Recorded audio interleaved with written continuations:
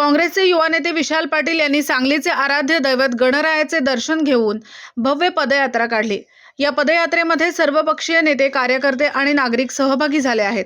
प्रत्येक चौकामध्ये पदयात्रेचे स्वागत केले जात आहे। महाविकास आघाडीच्या जागा वाटपामध्ये सांगली लोकसभा मतदारसंघ शिवसेना उद्धव बाळासाहेब ठाकरे गटाकडे गेल्यानंतर काँग्रेसचे कार्यकर्ते, नेते आक्रमक झाले आहेत। काँग्रेसचे नेते विशाल पाटील यांनी बंडखोरी करत उमेदवारी अर्ज दाखल करण्याचा निर्णय घेतला। भव्य पदयात्रा आणि त्यानंतर सभेचे आयोजन करण्यात आले असून विशाल पाटील हे काँग्रेसचा आणि एक अपक्ष असा 2 अर्ज दाखल करणार आहेत। उमेदवारी अर्ज भरायच्या शेवटच्या दिवसापर्यंत काँग्रेसकडून AB फॉर्म मिळण्याची काँग्रेसच्या कार्यकर्त्यांना आशा आहे। वेळप्रसंगी काँग्रेसने उमेदवारी दिली नाही तर अपक्ष म्हणून निवडणुकीच्या रिंगणात उतरण्याचा निर्णय विशाल पाटील आणि त्यांच्या समर्थकांनी घेतला आहे।